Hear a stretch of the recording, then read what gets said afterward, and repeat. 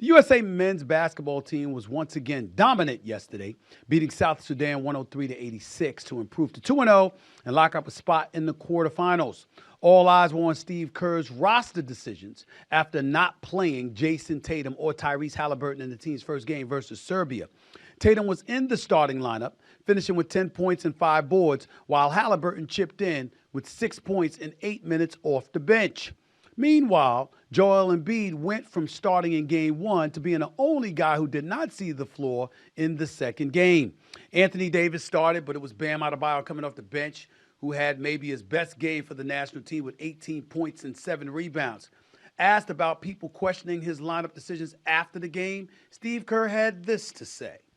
Quote, "The NBA is so popular worldwide, and the regular season is kind of a soap opera. And so we understand that, and social media takes over and everything becomes so dramatic. I think we need to give these guys more credit. They're here to win a gold medal. They're pros. They're committed to each other." End quote. Final game of group play will be Saturday at 11:15 a.m. Eastern Standard Time versus Puerto Rico, for those of you who care. Here's the deal. That's a real easy thing for Coach Steve Kerr to say. And it's not that he's wrong in any way. It's just that it's not that simple.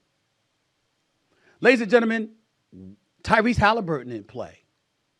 We didn't say anything about that. You know why we didn't say anything about that when he didn't play? The other day when Jason Tatum was benched, because Tyrese Halliburton is a young guard. He was in the playoffs, although Indiana got to the Eastern Conference Finals against Boston this year. We understand that there's levels to this.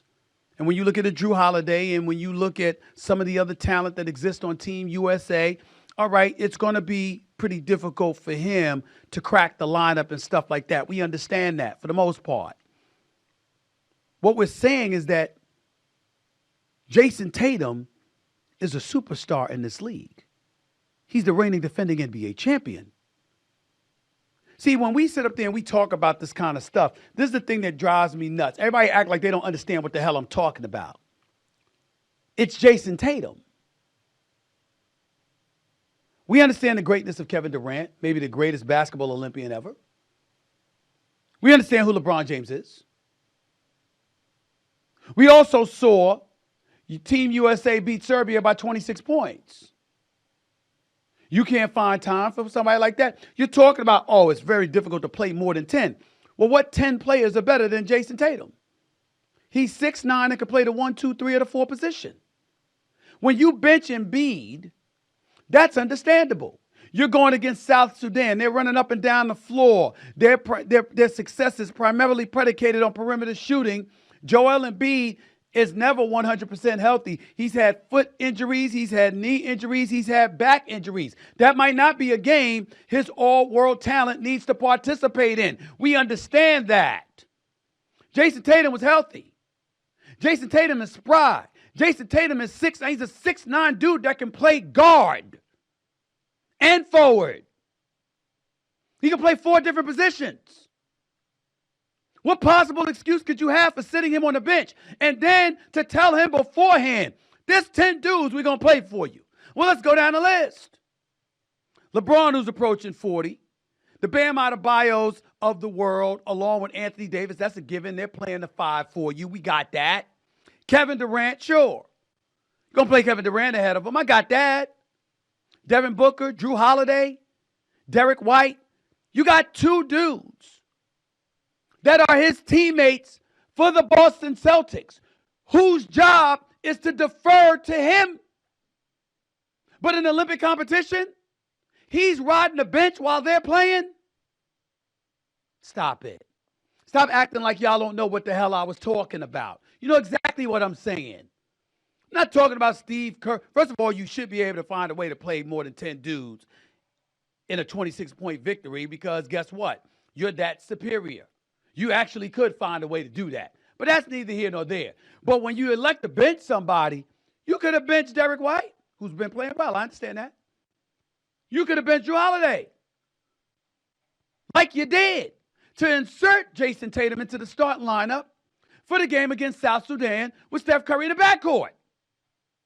What's the problem? We weren't talking about Steve Kerr and his coaching in terms of, oh my goodness, you only played 10 dudes, not all 12 dudes. We were saying you went to Jason Tatum before the game and said we're probably not going to be able to find you minutes, to a 27-point per game scorer, or all NBA first team the last 3 years, who is the reigning, defending NBA champion. And he flying across the ocean to participate in Olympic competition, to sit on the bench. Y'all don't understand that. Y'all don't understand how that is not something that is supposed to happen to somebody the caliber of Jason Tatum. Do that to Derek White. Do that to Tyrese Halliburton. And I'm not saying that they don't deserve to play because they're quality players. I'm saying if you're going to do something like that, do that to them. Do that to a Joel Embiid against the South Sudan, because we don't want Joel Embiid running up and down the court like that when you don't really have to worry about an opposing big man, because that's not what their squad success is predicated on. So this is a game you probably will be able to take a rest.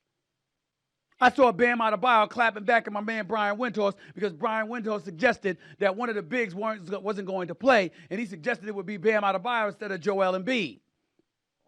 And Bam took some kind of offense at that and tweeted something out with some lyrics from 50 Cent. I got all of that.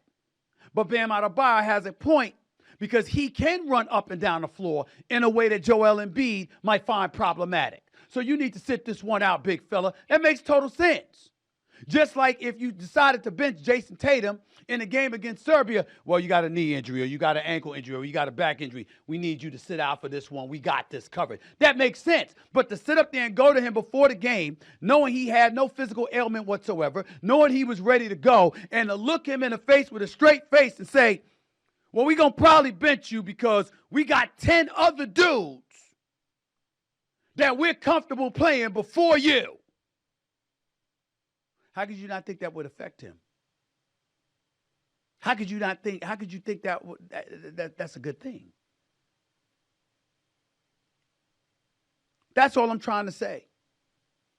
I see people coming after me, and they'll remain nameless, because there are people that's trying to come at me that's in this business. They just want clicks, and they just want to be heard, because nobody gives a shit about them when they're on the air. So they're trying to get attention from me, and I'm not going to give it to them. But to challenge me like you don't know that I'm making sense. Come on, man. Come on, y'all. If you disagree, you disagree. I got that part. But come on. It's a salient and decent argument that I'm making. It's Jason Tatum we're talking about. It's Jason Tatum. That's all I'm saying. That's all I'm saying. It's Jason Tatum.